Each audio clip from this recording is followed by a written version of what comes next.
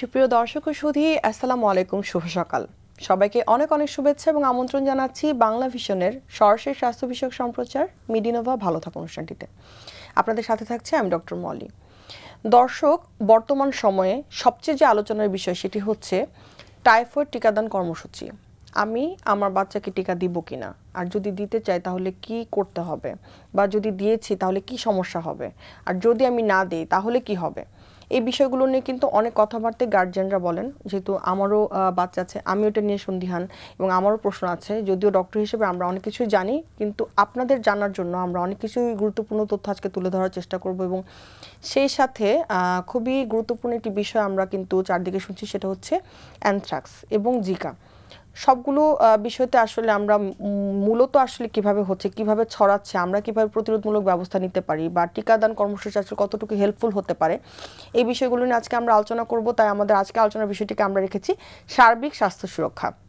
এবং এই বিষয়টি নিয়ে কথা বলবার জন্য আমাদের সাথে আজকে শ্রুতি উপস্থিত আছেন major doctor Khasru Samad, classified specialist pharmacology, arm forces medical college, এবং সেই সাথে যুগ্ম আহ্বায়ক বাংলাদেশ ফার্মাকোলজি সোসাইটি। দর্শক, আমাদের আজকের অনুষ্ঠানটি সরাসরি সম্প্রচার করা হচ্ছে। আপনারা চাইলে এই যে বিষয়গুলো আমরা আলোচনা করলাম, যে টাইফয়েড, জিকা বা অ্যানথ্রাক্স, যে কোনো বিষয় নিয়ে আমাদের আজকে স্টুডিওতে উপস্থিত ডাক্তারের সাথে সরাসরি ফোন করে কথা বলতে পারেন আমাদের স্ক্রলে দেখানো নাম্বারে, এবং সেই সাথে ফেসবুক থেকে সরাসরি দেখতে লগ ইন করুন www.facebook.com/banglavision এই লিঙ্কটিতে। চলুন দর্শক, আজকে আলোচনা শুরু করা যাক। স্যারকে অনেক ধন্যবাদ জানাচ্ছি আমাদের সাথে আজকে স্টুডিওতে এসে জয়েন করার জন্য। স্যার স্বাগতম। স্যার, আমরা খুবই গুরুত্বপূর্ণ কিছু বিষয় আজকে আলোচনা করব। কিছু কনফিউশন আছে, বা কিছু হয়তো বা মিথ আছে, বা ফ্যাক্ট আছে, বা ভুল ধারণা, ভ্রান্তি, এই বিষয়গুলো একটু টাচ করার চেষ্টা করব, যে আসলে দিলে কি হবে, না দিলে কি হবে, বা না দিয়ে আমরা কিভাবে ভালো থাকতে পারি, বা দিলে কতটুকু আসলে ভালো থাকবো। প্রথমেই স্যার টাইফয়েডের বিষয়টিতে আসি, যে টাইফয়েড জিনিসটা তো আসলে আমি বা আপনি জানি ঠিকই, কিন্তু অনেকে যেহেতু কথাটা যেহেতু উঠে আসছে বারবার, টাইফয়েড কি সেটা যদি এটা আমরা দর্শকদের উদ্দেশ্যে শেয়ার করি। জি, ধন্যবাদ। টাইফয়েড একটা জীবাণুবাহিত রোগ। জীবাণুটা সালমোনেলা টাইফি, এটা একটা ব্যাকটেরিয়া। এই জীবাণুটা পানি বাহিত, অর্থাৎ ধরা যাক যে এই পানিটা ঠান্ডা পানি বা স্বাভাবিক তাপমাত্রায়। এই পানি যেখান থেকে আনা হয়েছে সেই সোর্সের ভেতরে যদি সালমোনেলা টাইফি থাকে, তাহলে পরে আমি যদি সেই পানিটা পান করি, তাহলে পরে আমার এই টাইফয়েডটা হওয়ার আশঙ্কা আছে। কিছু লক্ষণ, এটা জ্বর, টাইফয়েড জ্বর বলা হয়। কিন্তু যদি সঠিক চিকিৎসা না হয়, আরোগ্য সাধন না হয়, তাহলে পরে এটার অনেক ধরনের জটিলতা হয়। মূলত জটিলতা হয় সেটা হচ্ছে পরিপাকতন্ত্রের প্রদাহ হয়, রক্তবমি হতে পারে, মলদ্বার দিয়ে রক্ত যেতে পারে, এবং অন্যান্য অর্গান, ব্রেইন এবং অন্যান্য অর্গানও এটা এফেক্ট করতে পারে, এমনকি মৃত্যুও হতে পারে। ওখানে আমি একটা কথা বলে এসেছিলাম, পানি বাহিত। পানি প্রশ্নটা কিভাবে আসে? মূলত শিশুরা আমাদের যখন তারা স্কুলে যায়, আমরা দেখতে পাই স্কুলের সামনে চটকদার কিছু বিক্রেতা, তারা শরবত বানায়, আইসক্রিম বানায়, বিভিন্ন রকম খাবার থাকে, সেটা পানি দ্বারা তৈরি। তো আমাদের নিশ্চিতভাবে আমাদের ডাটা আছে, বা আমরা দেখেও বুঝতে পারি এই পানি যথেষ্ট পরিমাণ পরিষ্কার না। আইসক্রিম কীভাবে বানানো হয় তার আমাদের স্ক্রিন নাই। এবং আমি খুবই স্পষ্ট ভাষায় বলতে চাই, সেটা হচ্ছে ওয়াসার পানি যেটা আমরা পান করি, এটিও 100% এই সালমোনেলা অথবা এই টাইফয়েড জীবাণু মুক্ত, এইটিও আমরা দাবি করার আমাদের কোনো ওইরকম পর্যাপ্ত তথ্য নাই। এছাড়া খাবারের ভেতর দিয়েও এটা আসতে পারে, যদি সেই রকম খাবারটাকে ঠিকভাবে হ্যান্ডেল আমরা না করতে পারি। অনেক ধন্যবাদ স্যার। এখানে একটু কথা বলি, যে যেহেতু টিকাদান কর্মসূচিটার একটা নির্দিষ্ট গ্রুপে দেওয়া হচ্ছে, সেটা আমরা পরবর্তীতে আলোচনা করব। তার আগে যদি একটু বলি, যে এই যে টাইফয়েডের জীবাণুটা ছড়াচ্ছে, সেক্ষেত্রে আসলে কারা বেশি সবচেয়ে ভালনারেবল, বা কারা বেশি ঝুঁকিতে আছে? জি, ধন্যবাদ। আমি যে উদাহরণটি একটু আগে দিচ্ছি, আবার এটা আমি আবারও আনতে চাই। দেখেন, আমাদের কিছুটা হলো সচেতনতা আছে, প্লাস আমাদের ইমিউনিটি বেড়ে গেছে, রোগ প্রতিরোধ ক্ষমতা। তার মানে আমি বলতে চাইছি যে আমার শরীরে যদি সালমোনেলা টাইফি ঢুকেও থাকে, আমার শরীরের যে রোগ প্রতিরোধ ক্ষমতা আছে তার সাথে যুদ্ধ করবে, এবং যুদ্ধ করে যদি আমার শরীর জিতে যায়, তাহলে পরে সালমোনেলা টাইফি বা টাইফয়েডের এত প্রকট হবে না, মৃত্যু আনবে না, এবং ক্ষেত্রবিশেষে খুব সামান্য লক্ষণই প্রকাশিত হবে, অর্থাৎ টাইফয়েডের রোগ জীবাণুটা মারা যাবে বা হেরে যাবে।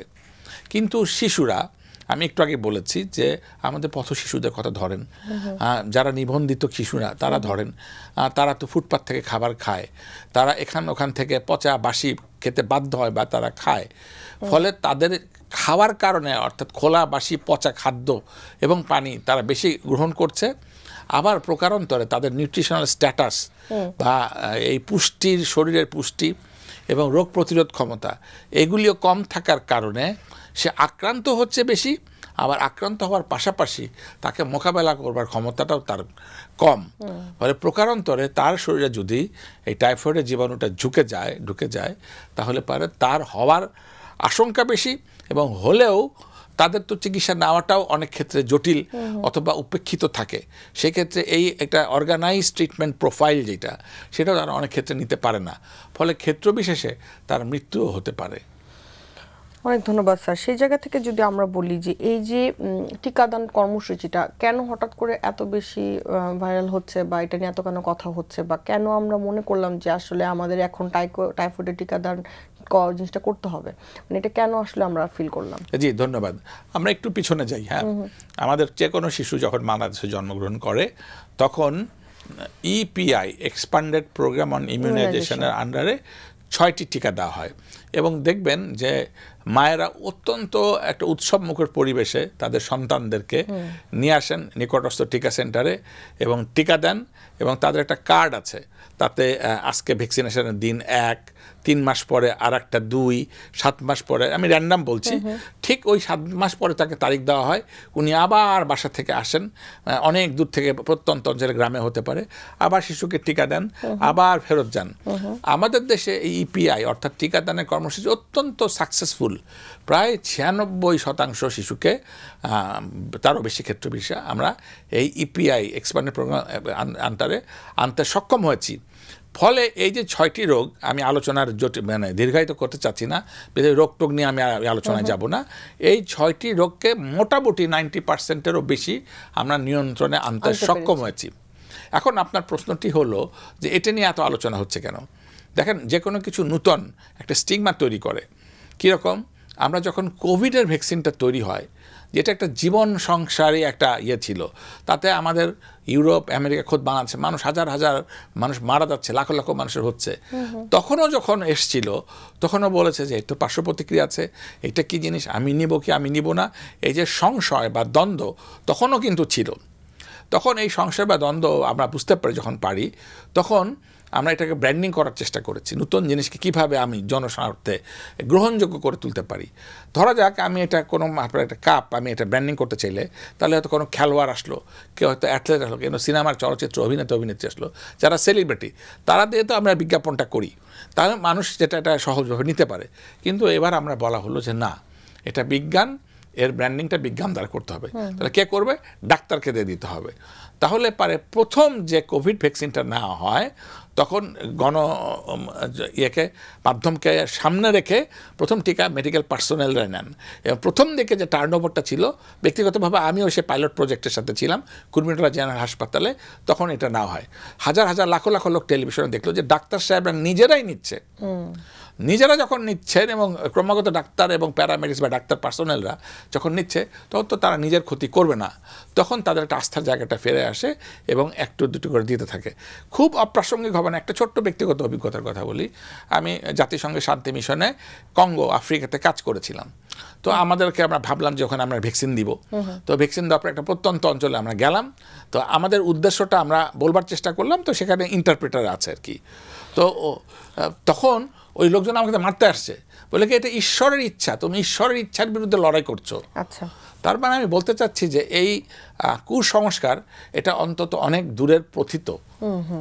এখান থেকে স্যার একটু জানি যে এই যে টাইফয়েড ভ্যাকসিনেশনটা আমরা এখন দিচ্ছি, সেই জায়গা থেকে অনেকের একটা দ্বিধাদ্বন্দ্ব তৈরি হয়েছে, সেমভাবে যেটা আপনি বললেন যে অনেকে বলছে যে দিব, আবার অনেকে বলছে দিব না। তো সেক্ষেত্রে যদি একটু স্যার আমরা জানি যে এই যে ভ্যাকসিনটা আমরা এখন দিতে চাচ্ছি, সেটাকে আবার আমাদেরকে আবার দিতে হবে কিনা, বা একবার দেওয়ার পরে এটাকে আবার রিপিট করা লাগবে কিনা, বা কিছুদিন পর আবার একটা নির্দিষ্ট সময় পর দিতে হবে কিনা? জি, ওই উদাহরণটা আমি আবার টেনে শেষ করতে চাই। তাহলে আমরা ওই ইপিআই এ যে শিশুকে আমরা দিয়েছি এবং তার কোনো সুনির্দিষ্ট কোনো পার্শ্ব প্রতিক্রিয়া থাকলে তা আমাদের কাছে তথ্যপাত্র থাকতো এবং সেই আলোচনাটা আমরা করতে পারতাম। 2, কোভিডটা তো আসলে মানুষের জীবন বাঁচিয়েছে। এখন কিছু ছোট ছোট উপসর্গের কথা বলা হচ্ছে, কিন্তু একদিকে তার জীবনের অনিশ্চয়তা, আর একদিকে ছোট ছোট কিছু অনুল্লেখ্য অথবা উল্লেখ এবং তাকে নিয়ন্ত্রণ করা যায় এরকম কোনো পার্শ্ব প্রতিক্রিয়া। তাহলে আমরা দেখতে পাচ্ছি যে পরিণত বয়সে অথবা শিশুদের এই টিকাদান কর্মসূচির ফিডব্যাক গাণিতিকভাবে এবং প্রামাণিক দলিল হিসাবে আমাদের কাছে অত্যন্ত ইতিবাচক। তাহলে যেই শিশুকে আমি 6 মাস বয়সের টিকা দিতে পেরেছি, তাকে আজকে 9 মাস বয়স থেকে 15 বছর পর্যন্ত আমাদের টার্গেট গ্রুপ বলা হয়েছে। এদেরকে আমরা নিঃসন্দেহে ভ্যাকসিন দিতে পারি এবং এটা পার্শ্ব প্রতিক্রিয়া সহনীয়। এখন আমি তো বললাম পার্শ্ব প্রতিক্রিয়া সহনীয়, এটার ভৌত ভিত্তিটা কি, আমি কোন দাবি নিয়ে বলতে পারবো আমি, তা এটা উত্তর বিজ্ঞান দিয়েছে। বিজ্ঞানটা হলো, যদি কোনো নতুন ভ্যাকসিন আসে তখন একটা ট্রায়ালের মাধ্যম দিয়ে আসে, তাতে দেখা হয় যে এই ভ্যাকসিনটি সত্যি সত্যি কাজ করছে কিনা, আবার তার পার্শ্ব প্রতিক্রিয়া আছে কিনা। এই তাত্ত্বিক আলাপ আমি খুব সংক্ষেপে যদি বলি, 4টা ফেজে আসে। প্রথমে ল্যাবরেটরিতে টেস্ট করা হয়, তারপর মানুষের শরীরে করা হয়, সেখানে আবার 3 ভাগে করা হয়, সবশেষে একটা সার্ভিলেন্স করা হয়। তো কোভিডের সময় তখন তাড়াহুড়ো করা হয়েছিল মানুষের জীবনটা বাঁচবে বলে, ফলে এত কিছু প্রসেস দিয়ে মানা সম্ভব হয়নি। কিন্তু টাইফয়েড তো অস্থিরতার কিছু নাই, এটা ইতিমধ্যে নেপালে দেওয়া হয়েছে, ভারতে দেওয়া হয়েছে, আফ্রিকার অনেক দেশে দেওয়া হয়েছে। ফলে প্রত্যেকটা নীতিমালা মেনে মেনে প্রায় 10 বছর মেয়াদী পরীক্ষার পরে এটা করা হয়েছে। করার ফলে আমরা আজকে শত সিদ্ধান্ত উপনীত হয়েছি, অনুল্লেখ্য বা ছোটখাটো কিছু পার্শ্ব প্রতিক্রিয়া ছাড়া এটা গ্রহণ করা যেতে পারে। স্যার, এই জায়গা থেকে আবার একটু আমরা জানতে চাচ্ছি যে যাদেরকে আমরা কেন আসলে শিশুদেরকে আসলে এই এখন টিকাদানের জন্য বলছি, আমরা কি আসলে পরবর্তীতে কি আসলে মধ্যবয়স্ক বা বয়স্কদের জন্য কি এই টিকাটা অ্যাভেল করবো কিনা, বা আমরা কেন আসলে এই বয়সটাকে ধরে নিচ্ছি 9 মাস থেকে 15 বছর কেন? জি, দেখুন, আজকের শিশু আগামী দিনের ভবিষ্যৎ, সে তো নাগরিক। আমরা যদি কোভিডেরটা চিন্তা করি, তখন কিন্তু রিভার্স হয়েছিল। তখন আমরা অ্যাডাল্ট গ্রুপকে প্রথমে নিয়েছিলাম, যদি আমরা মনে করতে পারি। তারপর আস্তে আস্তে আমরা মা, গর্ভবতী মা, তারপর যিনি স্তন্যদান করেন সেই মাদেরকে নিয়েছি, পরবর্তী শিশুদেরকে উন্মুক্ত করেছি। তো এবার আমরা ব্যাপারটাকে ওভাবেই চিন্তা করেছি। কিন্তু একটু আগে আমরা আলোচনা করেছি এটা ভালনারেবল গ্রুপ কারা। তো শিশুদেরকে আমরা কথা ওভাবে সবসময় শোনাতে পারি না, সে ওই খোলা পানি, পচা পানি এটা খেয়ে ফেলবে, যেটা হয়তো আমি প্রচারের মাধ্যম দিয়ে পরিণত বয়সদেরকে আমরা এটা করতে পারবো। সুতরাং আর এইটা আমরা টার্গেট গ্রুপ করেছে 5 কোটি। 5 কোটি তো আসলে অনেক বড় সংখ্যা, এবং এই 5 কোটির ভেতরে আমরা যদি অ্যাচিভেবল একটা ফরম্যাটে যাই, একটা কথা আছে, সেটা হলো যে একটা পপুলেশনে যদি 80%কে আমরা যদি কোনো ভ্যাকসিনেটেড করতে পারি, তাকে হার্ড ইমিউনিটি বলে। ফলে এই 5 কোটি যদি আমরা এদের যদি ইমিউনিটি তৈরি করা হয়, তাহলে পারে এটা প্রকারান্তরে সামগ্রিক জনগোষ্ঠীর উপর অনেকটাই প্রভাব পড়বে। তাহলে কি সেই ধরনের মানে আলোচনা থেকে বোঝা যায় যে পরবর্তীতে আসলে মিডল এজ এবং আমাদের দেখা যাবে ওল্ড এজেও আসলে টিকাটা আমরা দিব, হয়তো বা অ্যাভেল করবো এরকম? জি, দেখুন, একটি টিকাদান কর্মসূচি কিন্তু ব্যাপক অর্থ, জনবল, টেকনোলজি, ম্যান পাওয়ার এটা লাগে। তো আমাদের তো আসলে আর্থিক অবস্থা আমরা সবাই জানি। তো শিশুকে আমরা প্রাধান্য দেখেছি, তাহলে 5 কোটি টিকা লাগবে। আমরা এটা জনবান্ধব বিধায় আমরা যাদেরকে টিকা দেওয়া হয়েছে তাদের কাছে কিন্তু কোনো অর্থ নাই। কিন্তু এর মানে এই না যে টিকাটা আকাশ থেকে এসে তার কোনো খরচ হয়নি। এই টিকাদান কর্মসূচির আগে আমাদের কাছে অনেক যারা অর্থশালী এবং সক্ষম, যারা জ্ঞান রাখেন, তারা আমাদেরকে ফোন করতেন যে এই টিকা বাংলাদেশে আছে কিনা, টাইফয়েড টিকা। তো এটা আমদানি করা হতো এবং এই টিকা অনেক দামে 1500 টাকা থেকে 2000 টাকাতে দেওয়া হতো। তাহলে 1500 গুণ 5 কোটি, তাহলে কত টাকা দিয়ে আমরা যেটা করতাম। তাহলে এই টাকাটা সাশ্রয় কিন্তু আসলে হয়নি। এই টাকার বিরাট একটা অংশ বাংলাদেশ সরকারকে দিতে হয়েছে, এবং গ্যাভি একটা অর্গানাইজ আছে এবং ওয়ার্ল্ড হেলথ অর্গানাইজ আছে। এই 3 জনের সমন্বয়ে আমরা এই অর্থটা দিয়েছি। আমি বলতে চাচ্ছি হয়তো পরবর্তীতে আমাদের সংশয় হলে পারে পরবর্তীভাবে দেখা যেতে পারে। আমরা যদি স্যার একটু গ্রামের দিকে আসি, যে শহরে যেহেতু এই ধরনের কর্মসূচি নিচ্ছে, আমরা কি গ্রামের শিশুদের জন্য কি সেম ভাবে কর্মসূচিটা নিয়েছি কিনা, বা গ্রামে ট্রাভেল করা হয়েছে? জি, সমভাবে না হয়েছে, এবং আপনি শুনে খুশি হবেন যে এটা টোটাল ডাটা এন্ট্রি করা আছে। কোভিডের সময় তো আমাদের মোটামুটি সারা বাংলাদেশে ডাটাটা এন্ট্রি করা ছিল। এটাকে আমরা হালনাগাদ করেছি। হালনাগাদ করে প্রত্যেকটা স্কুলকে আমাদের অফিসিয়ালি তাদেরকে টাস্কিং করা আছে। সেখানে শিক্ষকদেরকে আমরা রীতিমতো ট্রায়াল দিয়েছি যে আপনি কীভাবে ভ্যাকসিন উদ্বুদ্ধ করবেন। কারণ ছোটো বাচ্চাদের আসলে টিকা সম্বন্ধে একটা ভীতি আছে, তারপর নিডলতে তারা ভয় পায়। আগে দেখেছি যে যখন স্কুলে ওই টিকা দিদিমণিরা আসতো তখন অর্ধেক বাচ্চারা পালিয়ে যেত। তাহলে এইবার যেন সেই ঘটনাটা না ঘটে সেই জন্য একটা লম্বা সময় রেখেছি, 1 মাস। এই সময়কালে ওই যে ডাটা এন্ট্রি ধরে ধরে শিক্ষকরা দিবেন। যদি কোনো বাচ্চাকে উদ্বুদ্ধ করতে না পারেন সেক্ষেত্রে চিকিৎসকরা দায় নেবেন। মাদ্রাসা, তারপর উচ্চশিক্ষাতে ইংলিশ মাধ্যম তারাও যেন না যায় সে ব্যাপারে খেয়াল রাখা আছে। এবং যেটা আপনি বলতে চাইলেন যে পথশিশু অথবা যাদের নিবন্ধন নাই তাদেরকে আমরা নিয়ে আসবো এবং একটা নিবন্ধন করে দিব। সেটি সম্ভব না হলেও এমনি আমরা ভ্যাকসিন তাদেরকে দিয়ে দিব। অনেক ধন্যবাদ স্যার। যেহেতু টাইফয়েডের মানে ছড়ানোর যে ওয়েটা আপনি বললেন যে পানিবাহিত এবং পানি দ্বারা ছড়ায়, এবং পানিটা যদি আমরা পরিষ্কার পরিচ্ছন্ন রাখতে পারি তাহলে হয়তো অনেকটাই আমাদের এটা হওয়া থেকে বিরত থাকতে পারবো। বাট তারপর যদি আমাদের সাথে একটু শেয়ার করেন, যদি আমরা ভ্যাকসিন না পেতাম বা না দেওয়া হতো বা ভ্যাকসিন ছাড়া যদি আমরা টাইফয়েডটাকে প্রতিরোধ করতে চাই তাহলে আমরা কি কি আসলে উপায় অবলম্বন করতে পারি? জি, আমরা আগে বলেছি যে এটা পানিবাহিত রোগ। তাহলে আমাকে তো পানি খেতেই হবে 3 বেলা, আমরা তো পানি খাই। এবং আমি আগেই বলেছি যে আমাদের কোনো যারা সরকারি বা বেসরকারি যেখান থেকে আমি পানি পান করি না কেন সেটার যে জীবাণুমুক্ত এই নিশ্চয়তা বাংলাদেশে নাই। খুবই অপ্রাসঙ্গিক হবেন একটা কথা বললে, এই যে ভীতির কথাটা বলেছেন, ইনারা বলার চেষ্টা করেন যে আমেরিকা বা ইউরোপে তো এই ভ্যাকসিনটা দেওয়া হয় না, তাহলে পরে তুমি বাংলাদেশে দিচ্ছ কেন? তথ্য একদমই সঠিক, কিন্তু তাদের পানির ভেতরে সালমোনেলাটা থাকেই না। তাদের পিউরিফাইং সিস্টেমটা এতই ডেভেলপ যে করতে পেরেছে তারা, তাদের এই জীবাণু তারা মুক্ত করতে সক্ষম হয়েছে, কিন্তু আমরা তো জীবাণু মুক্ত করতে সক্ষম হইনি। সুতরাং আমরা ঝুঁকির ভিতর পড়ি, কিন্তু তারা ঝুঁকিতে জীবাণুই নাই, তাহলে তো জীবাণুর আক্রান্ত হওয়ার কোনো প্রশ্ন আসে না। সুতরাং ভ্যাকসিন দেওয়ার কোনো প্রশ্ন আসে না। এখন আমরা ওই যে নিজের দুটি চরণ ঢাকতে হবে, ধরনিয়া নাই রাখতে হবে, জুতা আবিষ্কারের গল্পের মতো আমি রাতারাতি পানি পিউরিফিকেশন প্রোগ্রাম ঠিক করে ফেলতে পারবো, এটা অতিরিক্ত বেশি আশা হয়ে যাবে। সেই জন্য আমার ভ্যাকসিনেশনটাকেই অধিকতর কার্যকরী মনে হয়েছে। আর আপনার কথা যদি বলি তাহলে পানিটা ফুটিয়ে খেলে পারে সালমোনেলা জীবাণুটা মরে যাবে বা অন্যান্য জীবাণু অনেকটাই নিয়ন্ত্রণে থাকবে। অনেক ধন্যবাদ স্যার। এই যে টিকাদান কর্মসূচিটা স্যার, এটা কি আমাদের এরকম প্রত্যেক বছরে করা হবে নাকি এটা নির্দিষ্ট একটা সময়ের জন্য আমরা প্ল্যান করেছি, বা এটা নিয়ে যদি আমাদের বলেন যে ফিউচার প্ল্যানিংটা আসলে কি, যে আমরা আবারও এটাকে আনবো কিনা? জি, ধন্যবাদ। আপাতত এটা যে ভ্যাকসিনেশনের ট্রায়াল এবং অন্যান্য জায়গায় দেওয়ার যে ফলাফল তাতে আমরা দেখতে পাচ্ছি একটি ভ্যাকসিনই যথেষ্ট। অর্থাৎ যে শিশুটি আজকে ভ্যাকসিনটা নিল তাকে সারা জীবন ওই ভ্যাকসিনটি সুরক্ষা দিল। কিন্তু আমরা আসলে ভবিষ্যতের কথা আপাতত বলতে পারছি না, কিন্তু আজকের প্রেক্ষাপটে যে আমাদের গবেষণালব্ধ জ্ঞান তাতে একটি ভ্যাকসিনই সুরক্ষা যথেষ্ট। আচ্ছা, টাইফয়েড যদি স্যার হয়ে থাকে, যদি আমরা এটা একটু জানি যে যেহেতু আমরা ভয়াবহতা নিয়ে কথা বলছিলাম যে ভ্যাকসিনটা আসলে কতটুকু গুরুত্বপূর্ণ কেন আসলে টাইফয়েডের জন্য, সেটা যদি একটু বলি যে টাইফয়েডটা হলে পরে আসলে কি কি ধরনের ক্ষতি হতে পারে, বা টাইফয়েড হলে আসলে কি সমস্যাগুলো তৈরি হয় সেটা যদি একটু আমাদের সাথে শেয়ার করেন।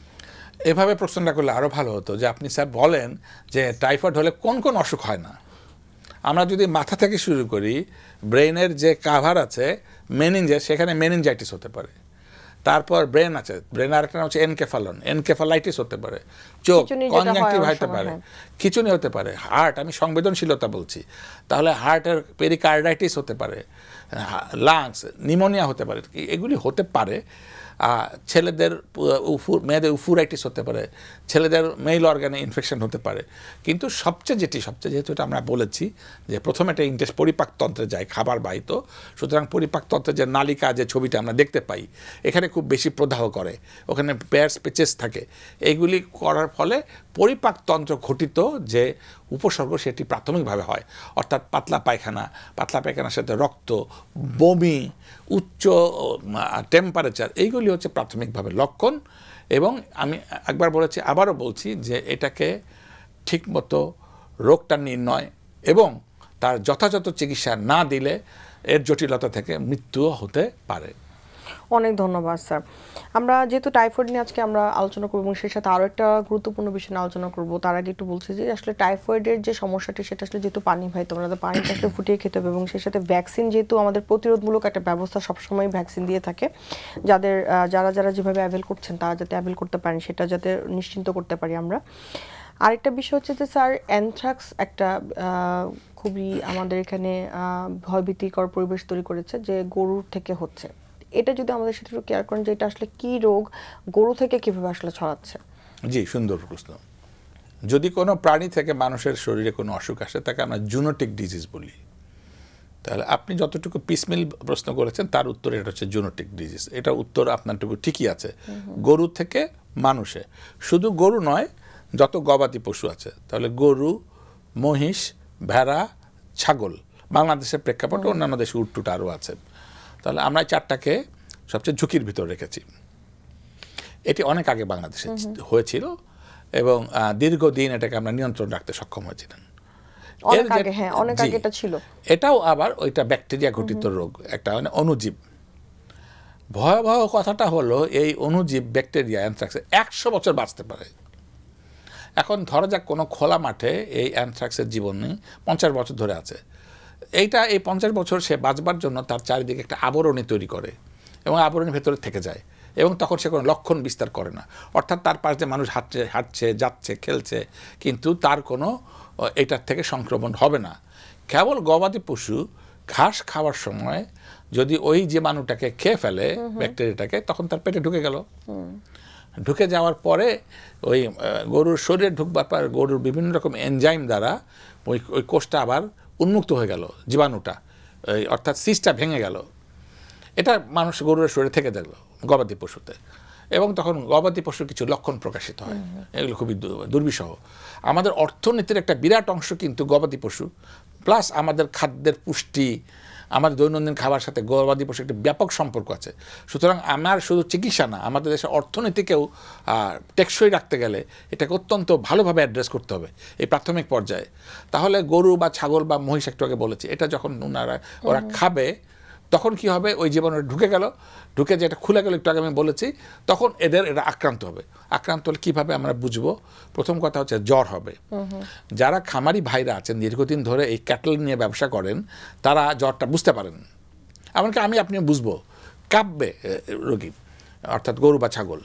3 হলো যে এর শরীরের লোম এটা দৃশ্যমানভাবে খুলে পড়বে। গায়ের লোম যদি খুলে পড়ে তাহলে এই জায়গা বা এক একটা জায়গাতে লোমবিহীন থাকবে। এবং সবচেয়ে যেটা ভয়ঙ্কর লক্ষণ, সেটাতে আমরা চিনতেও পারি, সেটা হচ্ছে তার রক্ত বা এই জাতীয় পদার্থ তার মুখ দিয়ে, মলদার দিয়ে, শরীরের বিভিন্ন অংশ দিয়ে এই টাটকা রক্ত কালো আকারে এটা পড়বে। তো এটা মোটামুটি সুনির্দিষ্ট লক্ষণ যে এই প্রাণীটার তখন অ্যানথ্রাক্স হয়েছে।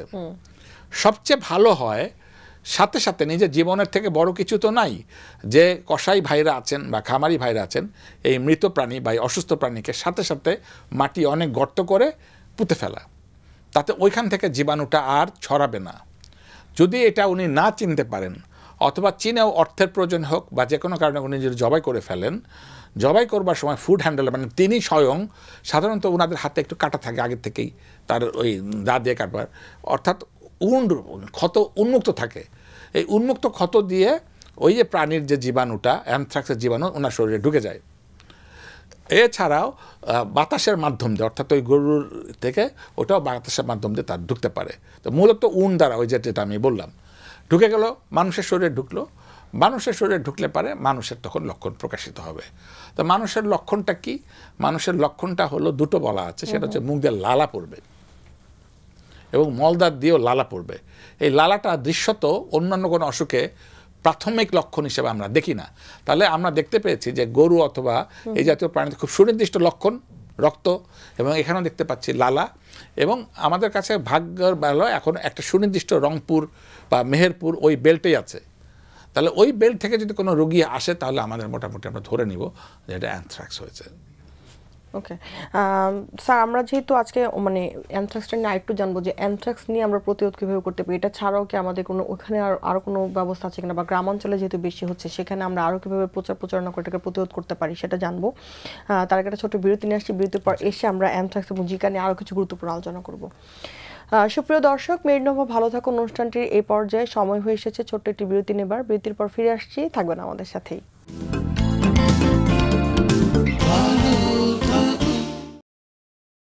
সুপ্রিয় দর্শক, বিরতি শেষে আবারও ফিরে এলাম মেডিনোভা ভালো থাকুন অনুষ্ঠানটিতে। আমাদের সাথে থাকার জন্য ধন্যবাদ। আজকে আমরা খুবই গুরুত্বপূর্ণ কিছু বিষয় নিয়ে কথা বলছিলাম, টাইফয়েড এবং অ্যানথ্রাক্স। স্যার, অ্যানথ্রাক্সটা নিয়ে আমরা একটু শেষ করতে চাচ্ছি। সেটা হচ্ছে যে অ্যানথ্রাক্স আক্রান্ত হয়েছে, আপনি বলছেন যে সেই গরুটাকে যদি হ্যান্ডেল করা হয়, তার ব্লাড এসে লাগলেও হতে পারে বা ড্রপলেট দিয়ে বাতাসের মাধ্যমে হতে পারে। গরুর মাংস আমরা যদি না জেনে খেয়ে থাকি, সেক্ষেত্রে কি হতে পারে কিনা? জি, আপনি যথেষ্ট বলেছেন। আমরা তখন তো আলোচনাটা শেষ করতে পারিনি। তখন আমরা এটুকুতে শেষ করেছি যে যারা মানে মাংস ফুড হ্যান্ডেলার্স, অর্থাৎ কসাই ভাইদের হওয়া হতে পারে, কিন্তু যে গরুটা ভেতরে অ্যানথ্রাক্সের জীবাণু ঢুকেছিল, আমরা একটু আগে আলোচনা করেছি, সেই মাংসটি খেলে পারে অ্যানথ্রাক্স হওয়ার সমূহ আশঙ্কা আছে। কখনো বলা আছে যে বয়লিং টেম্পারেচার, অর্থাৎ গরুর মাংস রান্না করতে অনেক টেম্পারেচার লাগে, তাতেও কখনো কখনো অ্যানথ্রাক্সের জীবাণু মারা যায় না। আবার আমাদের কিছু কাঁচা টাইপের মাংস খাওয়ার প্রবণতা আছে, কাবাব বানাই খাই আমরা, তারপর যে ফাস্ট ফুড বানানোর সময় একটু মাংস গ্রেভি রাখি, তাহলে এটা আরও ঝুঁকিপূর্ণ। এখন তাহলে এটা করণীয়টা কি? করণীয় হচ্ছে যে যেই সমস্ত এলাকার বেল্টে এগুলি অ্যানথ্রাক্স দেখা গেছে, তাদেরকে আমরা অত্যাবশ্যক নির্দেশনা পাঠিয়েছি এই ক্যাটেল, এই গবাদি পশুকে অতি দ্রুত সম্ভব অ্যানথ্রাক্সের ভ্যাকসিনেশনটা করতে হবে। দুই, দেখেন আপনি যে বাজার করি দৈনন্দিন জীবনে, আমরা কখনো মাংস কিনবার সময় আমরা কি কোনো ভেটেরিনারি সার্জনের সার্টিফিকেটটা নিয়ে দেখেছি? কিন্তু বলা আছে নির্দিষ্টভাবে গরু বা খাসি বিক্রি করবার সময় একজন ভেটেরিনারি সার্জন অর্থাৎ পশুর চিকিৎসক এটা দেখবেন, পরীক্ষা করবেন এবং সঠিক হলে উনি কেবল সনদ দিবেন, এই সিল দিবেন, সনদের মাধ্যমেই এটি বিক্রি করবার একটা গ্রহণযোগ্যতা হবে, তারপর সেটা কেনা হবে।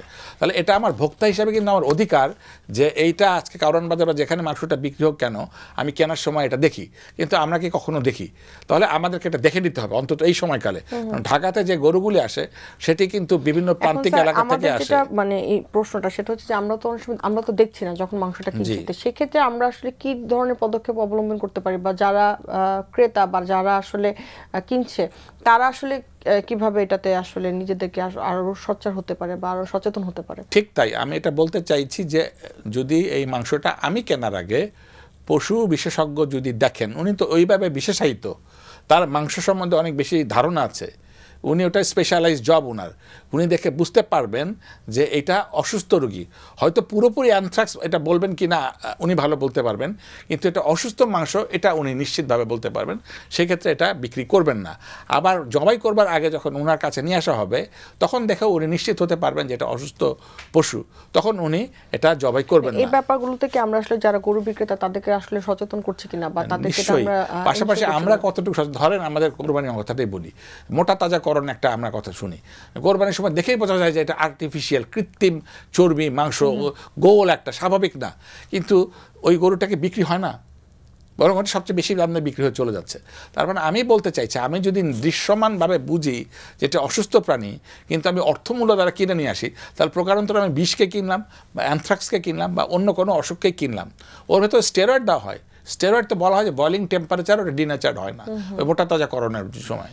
এবং এক্ষেত্রে স্যার এই যে আমরা মানে অনেক সময় জানছি না, কিনে ফেলছি এবং দেখা যাচ্ছে আক্রান্ত হচ্ছে, আস্তে আস্তে ছড়াচ্ছে, তো সেক্ষেত্রে প্রশাসন আসলে কি ধরনের ভূমিকা পালন করছে এখানে?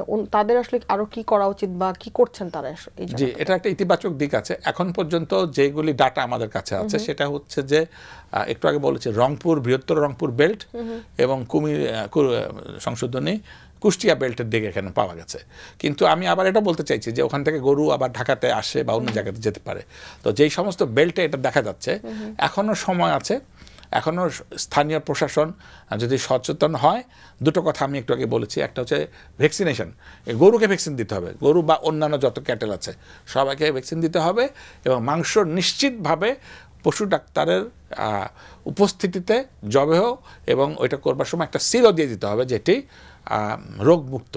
যেমন যারা ভোক্তা ওনারা কিনবার সময় সিলটি দেখে এবং সার্টিফিকেটটি দেখে ওনারা যদি কেনেন তাহলে অনেকটাই এটা থেকে ক্ষেত্রেও কি আমাদের ভ্যাকসিনের কোনো গুরুত্বপূর্ণ রোল আছে কিনা? জি জি, এইখানকার জন্য এটা যেহেতু এখন পর্যন্ত লোকালাইজড, এখন পর্যন্ত সংখ্যার বিচারে এখনো বাংলাদেশের জন্য থ্রেট হয়ে আসে নাই, সেজন্য আমরা ক্যাটেলকেই দিতে উদ্বুদ্ধ করছি, তাহলে প্রায়োরিটিতে এটা হোক বাছুর, যেটা বাছুর বা যে কোনো গরুই হোক না কেন, তাহলে পরে দিলে যদি এটা নিয়ন্ত্রণ আসে তাহলে হয়তো বৃহত্তর জনগোষ্ঠীকে, এই 20 কোটি মানুষকে হয়তো অ্যানথ্রাক্সের টিকা নাও দেওয়া লাগতে পারে।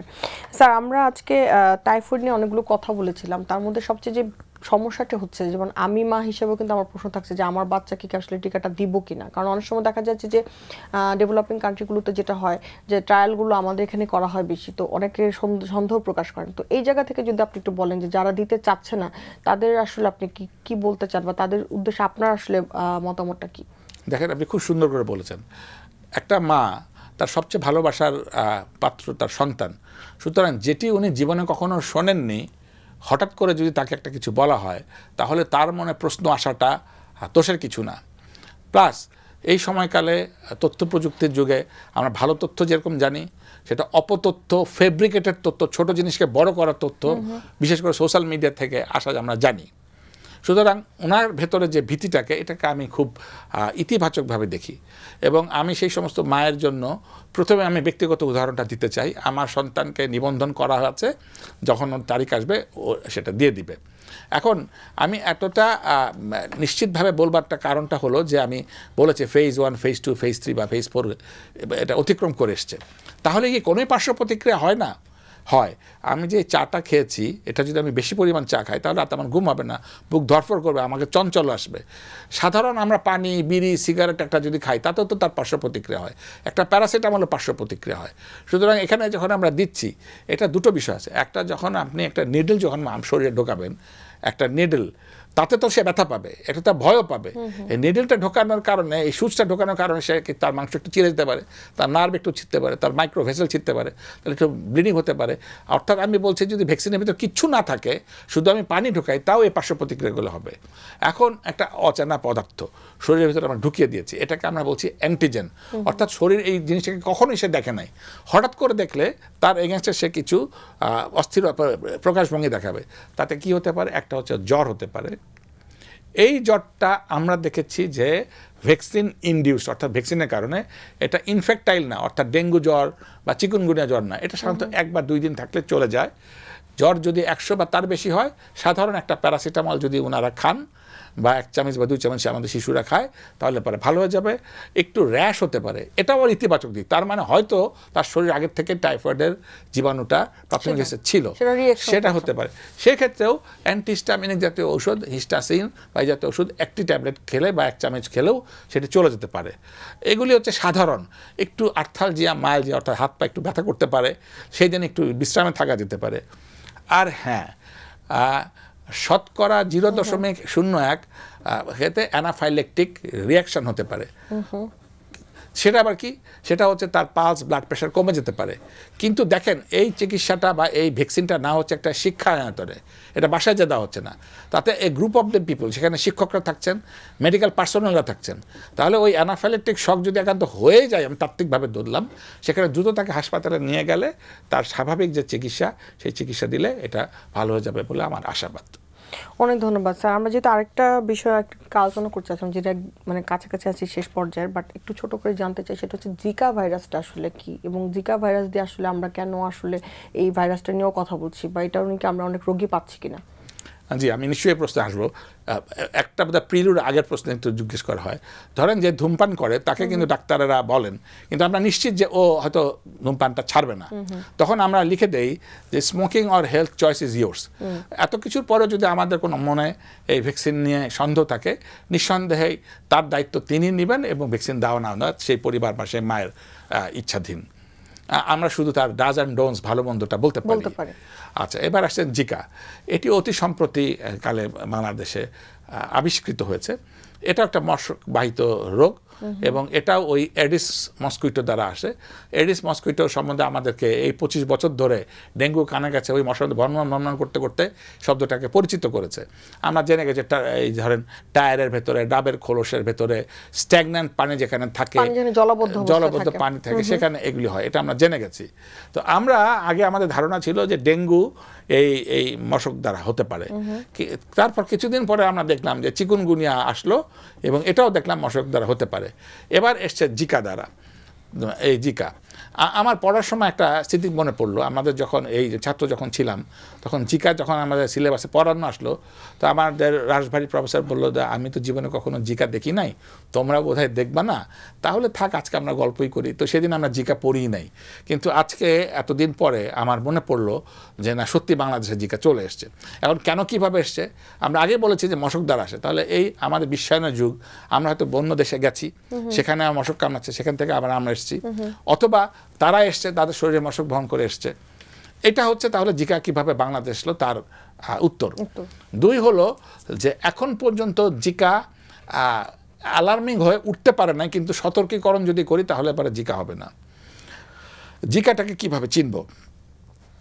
জিকার লক্ষণ অনেকটা ডেঙ্গু এবং চিকুনগুনিয়ার মাঝামাঝি, দুটোর ক্ষেত্রেই জ্বর হবে, দুটোর ক্ষেত্রে আর্থালজিয়া মাইল্ড হবে, শরীর ব্যাস করবে, ব্যথা করবে, কিন্তু ডেঙ্গুতে খুব বেশি ব্যথা করবে। ডেঙ্গুতে বলা আছে যে যেন একটা বস্তার ভিতর ঢুকিয়ে যদি মারা হয় তাহলে পরে সেটা হবে। ডেঙ্গুতে ব্লিডিং হতে পারে, জিকাতে সেরকমভাবে হয় না। আর জিকা খুব অ্যাকিউট, যখন হয় তখন খুব কষ্ট দেয়। চিকুনগুনিয়াটা দীর্ঘমেয়াদী। আর জিকার ক্ষেত্রে এরকম কোনো মানে লং টার্মের আমরা সিমটম দেখি না। সবচেয়ে যে জিনিসটা ভীতির কারণ জিকার জন্য সেটি হলো আমাদের গর্ভবতী মা।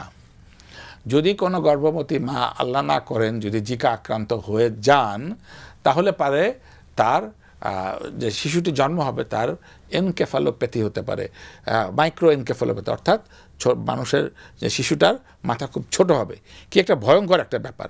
সুতরাং মাতৃগর্ভস্থ যে শিশু আছে তার জন্য, মায়ের জন্য এই সময়কালে মশা থেকে দূরে থাকাটার ব্যাপারে অত্যন্ত সতর্ক থাকতে হবে এবং এই ব্যাপারে জিরো টলারেন্স থাকতে হবে। অনেক ধন্যবাদ স্যার। যেহেতু আমরা মানে একদমই শেষ পর্যায়ে আছি, তারপরেও যেহেতু টাইফয়েড নিয়ে অনেকগুলো কথা আমরা বলেছি এবং পানিবাহিত বিষয়, এই যে সমস্ত কিছু থেকে আসলে আমাদের নিজেদের সচেতনতা আসলে কতটুকু গুরুত্বপূর্ণ, বা আমরা কতটুকু আসলে সচেতন থাকতে পারি, বা আমরা যদি এগুলো থেকে নিজেকে প্রতিরোধ করতে চাই তাহলে মা কিভাবে আসলে তার সন্তানের প্রতি আরো সচেতন হতে পারেন বা কি করতে পারেন? জি দেখেন, জীবনের পর তো আসলে কিছুই নাই। আমি অসুস্থ হয়ে গেলাম, অর্থ, বিত্ত, খ্যাতি, প্রতিপত্তি কোনো কিছুই ভালো লাগবে না, আমাকে শুয়ে থাকতে হবে এবং আমার ওয়ার্কিং আবার নষ্ট হয়ে যাবে। তাহলে পরে এখন আমরা বলছি লাইফস্টাইলটাই সবচেয়ে বড়। লাইফস্টাইলে কী কী দেখতে পাচ্ছি, আমরা ফাস্ট ফুড খাই, আমরা জাঙ্ক ফুড খাই, আমরা সোডা জাতীয় জিনিস খাই, এগুলো প্রত্যেকটি খারাপ। তাহলে আমাদের জাঙ্ক ফুড, সোডা, কোলা জাতীয় জিনিসকে যতটা সম্ভব আমাদের পরিহার করতে হবে। আমার তো কিছু খেতে হবে, খেতে গেলে দেশি ফল তো যথেষ্ট আছে, সেই বাতাবি লেবু, লেবু, মাল্টা, পেয়ারা, এগুলি সুলভ, দামে সস্তা এবং সম্ভবত যেহেতু সাপ্লাই চেন থেকে ঢাকাতে আসতে বেশি সময় লাগে না, এই জন্য এই যে পচনশীল জিনিস নষ্ট করতে গেলে যারা কৃত্রিম জিনিসগুলি দেয় এটার ব্যবহারটা কম আছে বলে আমরা সেটা মনে করি। দুই হচ্ছে যে আমরা সবাই সারাক্ষণ আমরা সার্ফিং করি, হাতে মোবাইল থাকে, এটা মুড ডিসঅর্ডার করে, স্লিপিং আবার কমে দিচ্ছে, ইরিটেট করে। তাহলে পরে এটা একটা নিয়ন্ত্রিত থাকতে হবে, রাত্রেবেলা যথেষ্ট ঘুম থাকতে হবে। আমরা কর্পোরেট জীবনে অভ্যস্ত হয়েছি, আমরা হাঁটা চলা একদমই করি না, বাসায় থাকি, আবার ওই খাবারের ভিতরে বিফ বা রেড মিট থাকে, তাহলে সেখানে আবার কোলেস্টেরল ঘটতে তো সমস্যা, বা ব্লাড প্রেশার বা ডায়াবেটিস বাড়তে পারে। তাহলে সেগুলোকে নিয়ন্ত্রণ এবং অন্তত দিনে 30 মিনিট, সপ্তাহে অন্তত 5 দিন যদি হাঁটা যায় তাহলেই অনেকটাই আমাদেরকে নিয়ন্ত্রণ থাকতে পারে। এখানে স্যার আবার যদি অ্যাসপেক্টটা একটু আসি, যে এই যে গরুর মাংস হয়তো বা আমাদের সবার পক্ষে আসলে সম্ভব না, যেটা আসলে কতটুকু ওই সার্টিফাইড সেটা নেওয়া, সেক্ষেত্রে কি অতিরিক্ত বয়েল করলে বা আমাদের রান্নার কোনো কিছুতে আসলে কি আমরা এটাকে মানে ডিসইনফেক্টেড করতে পারি কিনা, বা জীবাণুটাকে আসলে আমরা মানে প্রতিহত করতে পারি কিনা? জি, আপনি নিশ্চিতভাবে বলেছেন। এই সময়কালে অন্তত মাংসটাকে আমরা যদি বেশি বয়েলিং করি, একটু নরম করি, বেশি রান্নার সময় থাকি, তাহলে এটা অনেক ক্ষেত্রেই এই জীবাণুটা থেকে মুক্ত হওয়া সম্ভব। অনেক ধন্যবাদ স্যার। এবং জিকাটা নিয়ে যেহেতু বলছিলেন স্যার যে অ্যাডিস মশা দিয়েই দুটা হয়, তো সেক্ষেত্রে কি এখানে আমরা আসলে মানে জিকাকে প্রতিরোধ করার জন্য কি অ্যাডিস মশাকেই প্রতিহত করব, নাকি এটার জন্য আমরা কোনো ধরনের যদি ভ্যাকসিনেশন নিয়ে থাকি তাহলে আসলে আরও বেশি আমরা প্রিভেন্টিভ মেজারমেন্টে থাকতে পারি? জি, এটা ভ্যাকসিনেশনের প্রশ্নটা আসতে পারে। এখন তো আমাদের ওই পর্যায়ে 20 কোটি জনগোষ্ঠীর তুলনায় হাতে গোনা 5 জন বা 10 জন এখন পর্যন্ত একটা রিস্ক ফ্যাক্টর হয় নাই। কিন্তু এই এডিস মস্কুইটো তো আমাদের জন্য ডেঙ্গুতে আমরা দুষ্টমি করে বলতাম 25 বছর পূর্তি অনুষ্ঠান, মানে 25 বছর আগে ডেঙ্গু এসছে, এখন পর্যন্ত ডেঙ্গু আমাদের নিয়ন্ত্রণের বাইরে চলে গেছে। আমরা বারবার করে বলছি যে এটা মস্কুইটো বাহিত রোগ, তাহলে পরে নো মস্কুইটো সমান নো ডেঙ্গু অথবা চিকুনগুনিয়া অথবা জিকা অথবা কম মস্কুইটো সমান সমান কম, তো আমি তো আর ধরে ধরে চিনব না কোনটা এডিস কোনটা অ্যানোফিলিস কোনটা কি। তাহলে আমাদেরকে একটা ক্র্যাশ প্রোগ্রাম নিতে হবে, এটা নতুন কিছুই না। আমাদের ঢাকা সম্বন্ধে খুব সম্যক ধারণা আছে যে উত্তরে কতটুকু, দক্ষিণে কতটুকু, বিগত 5 বছরে কতবার হয়েছে, তাকে গড় করলেই তো আমাদেরটা বের হয়। অনেক ধন্যবাদ স্যার। আমরা যেহেতু একদম শেষ পর্যায়ে স্যারকে অনেক ধন্যবাদ আমাদের সাথে আজকে স্টুডিওতে এসে জয়েন করার জন্য স্যার। স্বাগতম, আপনাকেও ধন্যবাদ, দর্শকদেরকেও ধন্যবাদ, এবং এই অনুষ্ঠানের নেপথ্যে যারা কলকুশলী না তাদেরকেও ধন্যবাদ জানাই।